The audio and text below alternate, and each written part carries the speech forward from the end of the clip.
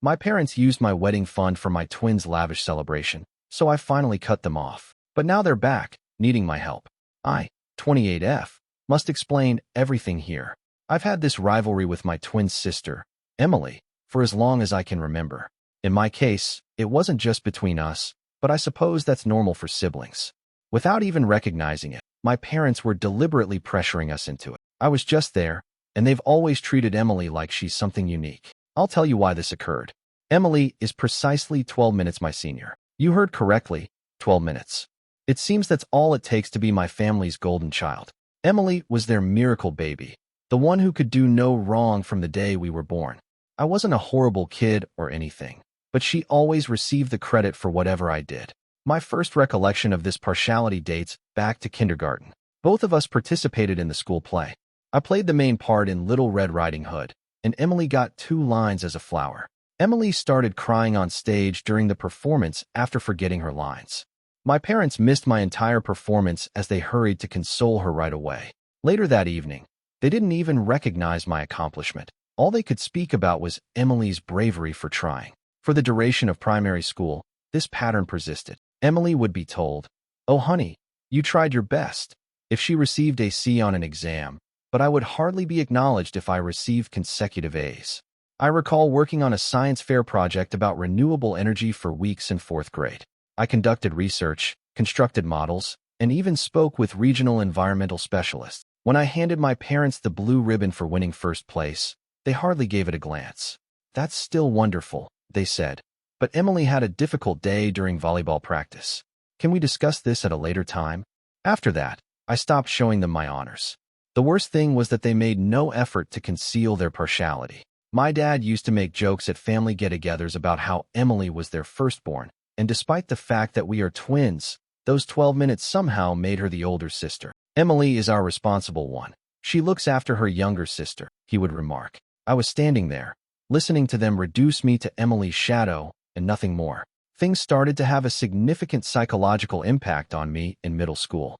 I became quite driven to prove myself. I joined as many clubs as I could, including the student council, the debate team, and the math club. I was motivated to excel at everything, so I studied late into the night. Emily, on the other hand, coasted through, doing very little, but somehow receiving more attention and recognition. One particular incident, in particular, sticks out. I was selected to compete in the state-level mathematics competition on behalf of our school in the 8th grade. I prepared for months, frequently studying until 2 o'clock or 3 o'clock in the morning. Emily had a recreational soccer match on the same day as the competition.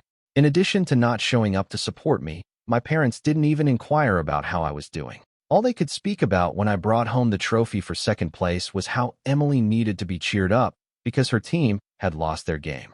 With greater stakes, high school was more of the same. I was still participating in as many extracurricular activities as I could, taking all of my AP classes and keeping my GPA at 4.0. Emily spent much of her time at parties and barely kept up a C average. She was still the fun and social one, though, and I was criticized for being too competitive and serious. The discrepancy was brought to light during our senior year. Because of my academic accomplishments, I was named valedictorian, accepted on a full scholarship to a top university, and even had an article in the local newspaper. Emily enrolled at community college after barely graduating. However, my parents bemoaned Emily's failure to get into her first-choice school for the whole of our graduation celebration, which was meant to be for the 2 of us. In their address, they made no mention of my accomplishments. The pivotal moment occurred while attending college. I continued to keep perfect grades while working part-time to support myself while attending a prestigious institution to study computer science. I would return home for every break with the hope that something had changed and that perhaps my parents had begun to see my value.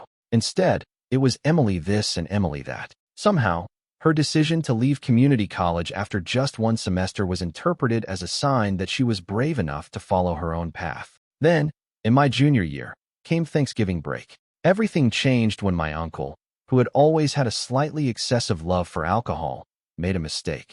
He disclosed that my parents hadn't even intended to have twins while he was thinking back on my mom's pregnancy. They were devastated to learn they were expecting 2 children when they had only intended to have 1.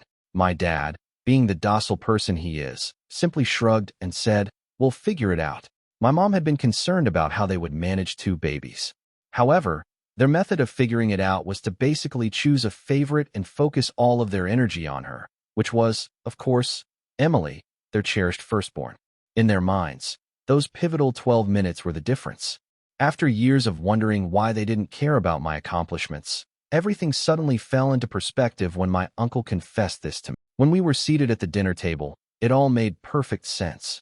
I was the afterthought and the unexpected addition, not the child they had hoped for. Something in me altered after that realization. I gave up trying to please them. I put all of my attention into creating my own life instead. I gave my all to my coursework and internships, wanting to succeed for myself, not for them. I received several job offers from prestigious tech businesses by the time I graduated. I took a job at a promising startup as a software engineer, and after 3 years, I was promoted to senior developer. Emily, meanwhile, was organizing this lavish wedding after meeting a wealthy man at a pub and having a brief flirtation. Naturally, my folks were ecstatic. They couldn't even recall the name of the company I worked for, yet they spent hours on the phone with her talking about the specifics of the wedding. The irony was that I was actually doing very well.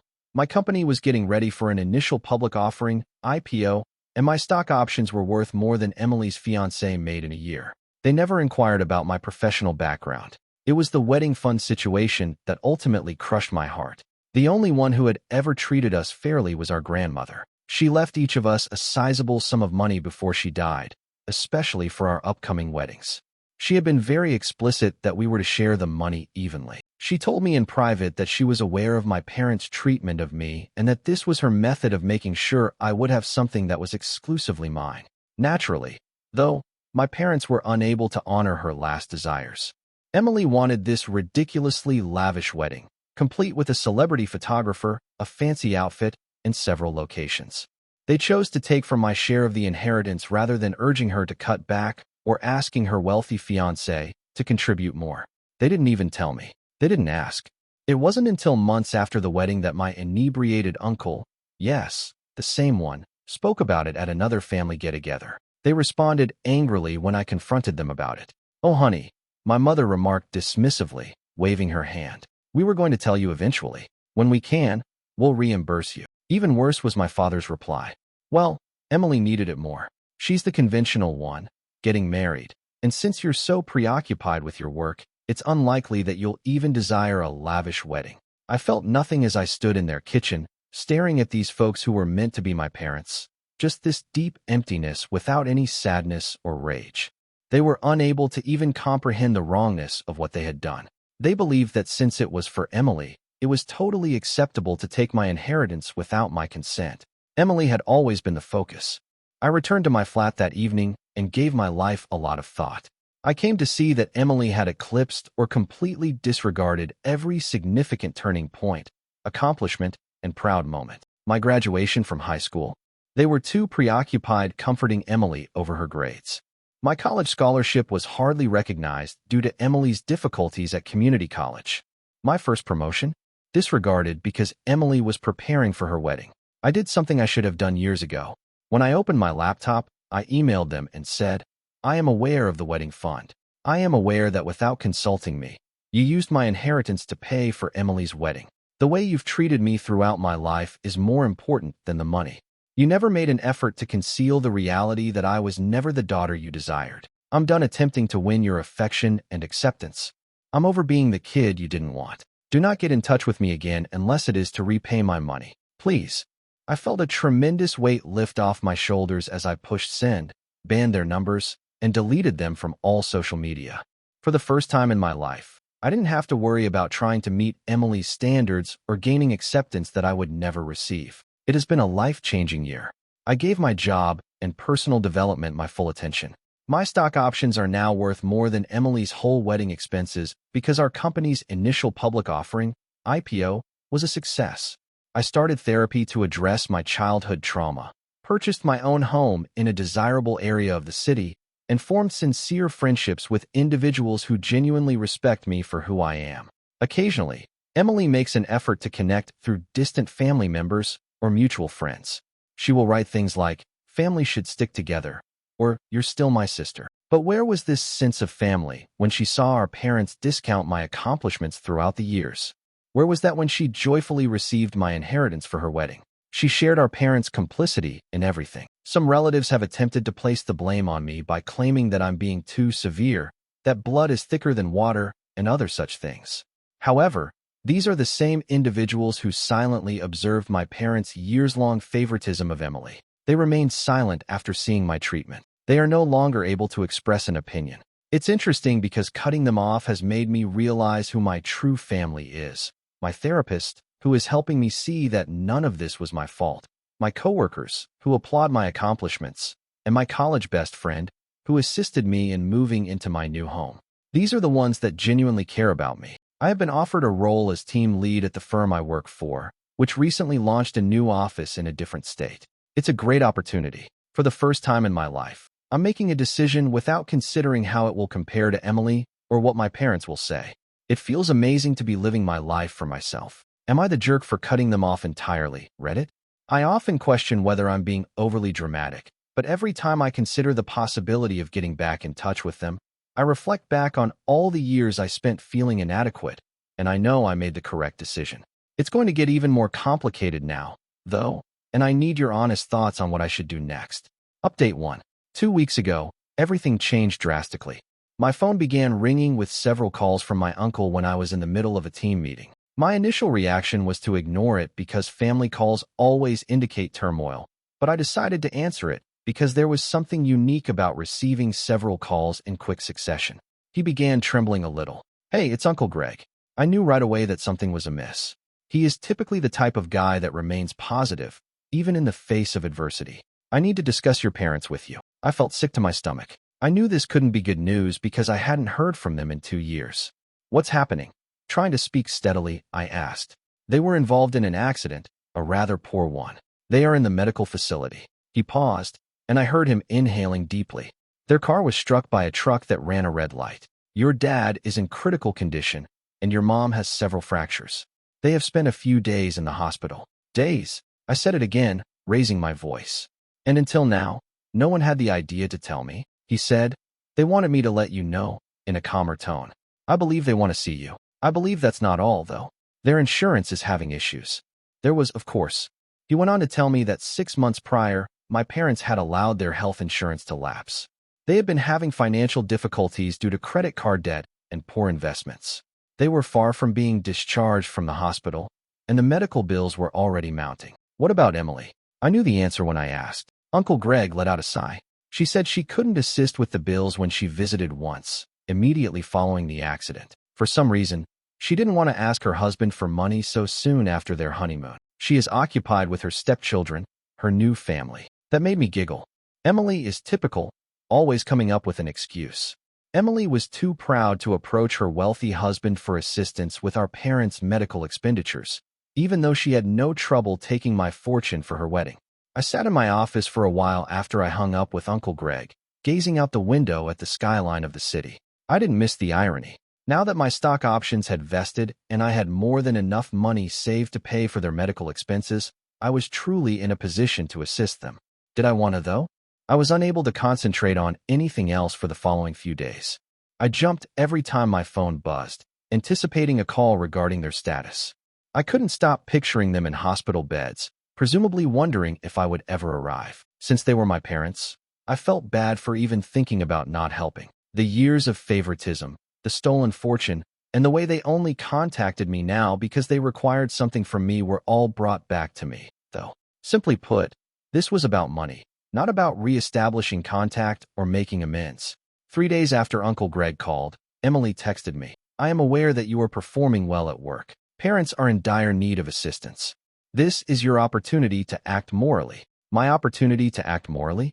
When she was using my inheritance to pay for her wedding, where was this moral compass?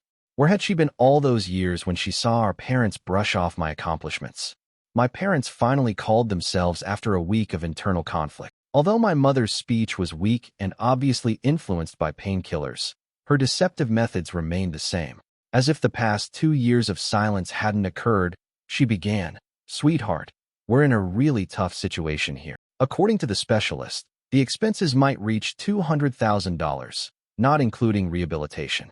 We acknowledge our shortcomings as parents. But I interrupted her. No, you aren't, and you never will be. You haven't gotten in touch with me in 2 years, and the only reason is that you need money. My dad's voice said, "That's not fair." He was probably on speaker. Your parents are us.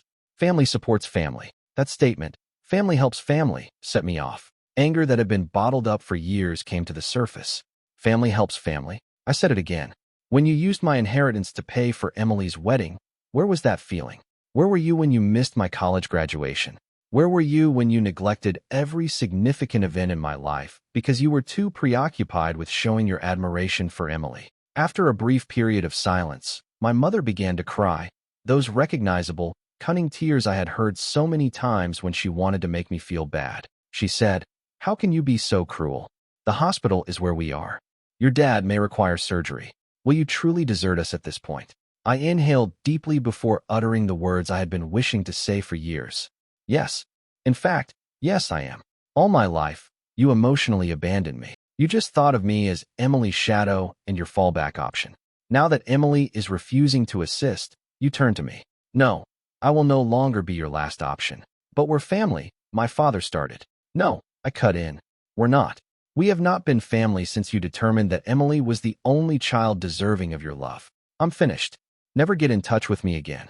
After hanging up, I blocked their numbers once more. I then texted Emily one last time, saying, "They're also your parents. Try it yourself." The days that followed were extremely difficult. I would always have these moments where I would doubt my choice. Was I being too severe?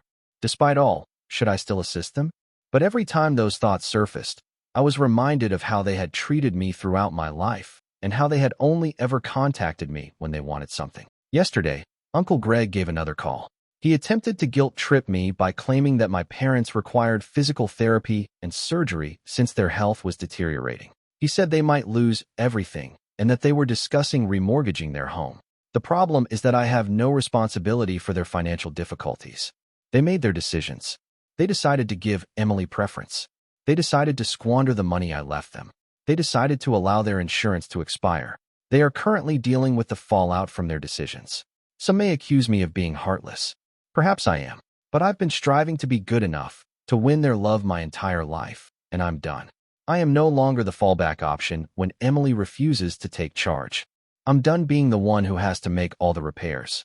For the first time in my life, I'm choosing myself. Even though I realize this makes me seem callous, my mental well-being is more important to me than their guilt trips. My financial stability is more important to me than their shoddy preparation.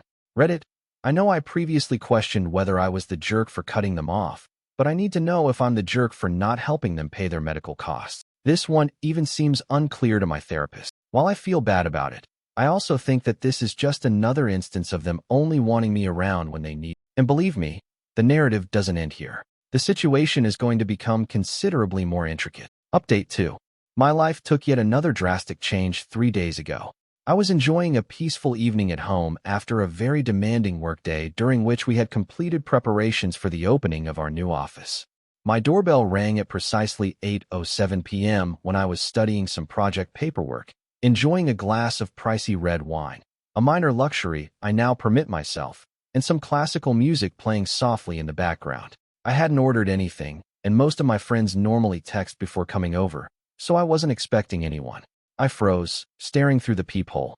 Emily was standing there, looking like the affluent trophy wife she had become, complete with a fashionable gown, flawless makeup, and a $15,000 Hermes Birkin purse in her hand. I was aware of the irony. That bag alone could have paid for a sizable amount of our parents' medical expenses. I briefly thought about acting as though I wasn't home, but throughout the previous few weeks, I had undergone a transformation. I was no longer the person who squirmed around Emily. She had intimidated me for too long, and I had allowed her to win. No more.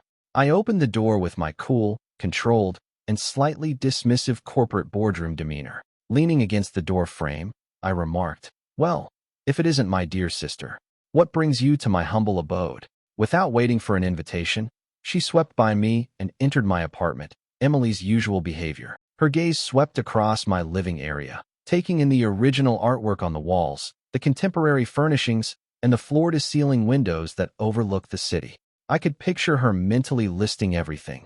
most likely contrasting it with her suburban McMansion. She said, "Nice place," in a tone that suggested the exact opposite. "Very cozy." She used the word cozy with that special emphasis that affluent people give to something they think is beneath them. "Stop wasting your time, Emily. Why have you come here?" She turned to me, adjusting her scarf, an anxious habit from childhood. "Mom and Dad are deteriorating. Mom's physical treatment isn't covered by their payment plan, and Dad needs emergency surgery for internal bleeding they missed at first. Unless they can provide proof of payment, the hospital threatens to suspend treatment. They are discussing selling the house."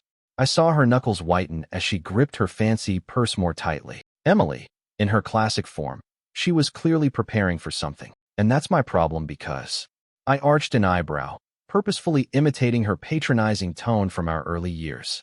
"Because you can help them," she said, her immaculate exterior beginning to falter. "I am aware that your business went public. I checked the pricing of the stocks. I conducted research. You've got the cash." That made me giggle.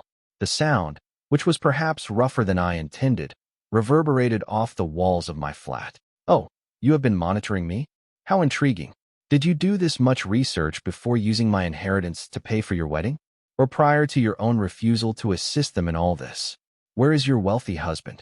Emily's face turned red, another vivid memory from my early years. Her dramatic outbursts, which always ended with our parents comforting her, were always preceded by that flush when we were little. "That's different," she stammered, as her poise continued to falter. "I now have a new family. I have obligations. Consider stepchildren. James and I each have our own financial plans. When a family situation arises, I can't just throw money at it." "Can't just what?" With a strong voice, I interrupted her. "Can't you simply assist your parents, who have given you everything? Who paid for your wedding with my inheritance? Who prioritizes you the most? Who didn't attend my college graduation to assist you with your apartment move? Those parents." She waved her hand dismissively and said, "That's history." But I saw that she stepped back. "This is roughly right now. They need help, and you're being selfish." Her use of the word selfish was the last straw. A lifetime of repressed rage and bitterness abruptly solidified into a chilly, unambiguous goal. I went silently to my home office, picked up my laptop and a few papers off my desk, and then went back to the living room. "Emily, would you like to discuss money? Let's have a conversation." I rotated the screen of my portfolio dashboard in her direction. "Look at these figures. These are my stock options. I'll explain it to you in words you can comprehend. This is more valuable than James, your husband, will be in 3 years. That home of which you're so proud. If I wanted to, I could pay cash for it tomorrow." As she gazed at the numbers, her face turned white instead of crimson. I went on, bringing up papers such as my investment portfolio, my pay stubs, and the most recent offers I had gotten from rival businesses. But you're a tech worker." For the first time I could recall, she stumbled. "You're just a programmer." Her voice was small. "Emily, I'm now a senior development director. While you and your wealthy husband were playing house, I was making something for myself. I also did it without treading on anyone else, unlike you." I clicked firmly to shut down my laptop. Without using any of my resources, I could assist Mom and Dad by covering their medical expenses. "However, I won't," she murmured. "You're being cruel," but I could see that she realized that her younger sister had outwitted her. "No. Cruel is stealing her inheritance without asking. Cruel is standing by and doing nothing while your sister is ignored her entire life. Cruel is only showing up at her door when you're in need." I approached the door and pulled it open. "Are we finished here? Don't return." Clutching her pricey purse like a shield, she stood there. She made one final attempt to say, "You'll regret this," but her voice lacked the assurance it usually possessed. "When they lose everything. My only regret is that I didn't cut you all off sooner, Emily. Goodbye." I poured myself another glass of wine after she left, a $200 bottle I had been putting away for a special occasion, and this one felt like it. And then I went out to my balcony. In front of me, the city lights were a tapestry of freedom and opportunity. I felt totally free for the first time in my life. No more living in Emily's shadow. No more feeling guilty. No more looking for approval. My phone was inundated with notifications the following morning. Apparently, Emily had spent the night phoning every member of the family she could get through to tell them how I had changed, how prosperity had made me callous and uncaring, and how I was leaving the family when they needed me most. Uncle Greg wrote me a very long mail on karma and family responsibilities. In response, I shared a comprehensive folder with the family group chat. It included scanned copies of my inheritance documents, bank statements that revealed how my money was used for Emily's wedding, text messages from Emily stating that she would not assist with the medical bills despite her affluent lifestyle, and a breakdown of my current net worth that showed exactly how much I could contribute if I so desired. After that, the family conversation became very silent. Our cousin Angela was the only one to reply. "Holy, you actually did it, didn't you? In fact, you were successful on your own." I worked on my future plans over the course of the following few days. In another state, I accepted the promotion, which came with a bigger package of stock options and a substantial rise. The real estate agent believes my apartment will sell for a lot more than I'm asking for in this neighborhood, so I put it up for sale. I've already begun searching for real estate in my new city. This time, perhaps a penthouse. Emily sent me one last text last night, which said, "Mom's crying every night because of you." I commented, she had years to cry about how she treated me, and included a screenshot of my inheritance paperwork in my response. Her tears are no longer effective. After that, I blocked her number and all of my other family contacts. Closing the last chapter of a book I should have finished years ago was how it felt. You have been amazing during this journey, Reddit. Your encouragement made it clear to me that I wasn't alone in my feelings and that it's acceptable to put oneself above harmful family members. Your remarks served as a constant reminder of my decision-making process whenever I had second thoughts. Recently, I received a message questioning if achieving financial success was worth sacrificing my family. The truth is, though, that I didn't lose any family. Folks who never treated me like family in the first place were folks I broke free from. My achievement just gave me the courage to refuse their treatment. It didn't change who I am. I want to express my gratitude to everyone who told me similar stories, gave me advice, or just confirmed how I felt. When I most needed strength, you gave it to me. I will begin looking for a home in my new city next week. A new life, a new career, and a new home. For the first time, I'm looking forward to the future without being constrained by obligations to my family. To some, perhaps. However, I've come to the crucial realization that sometimes being branded by toxic individuals is a sign that you're finally advocating for yourself. Reddit, thank you. I was able to discover my value and voice thanks to you. Thank you for watching. If you haven't subscribed yet, please do so and hit the notification bell to stay updated with more shocking real-life stories happening around you.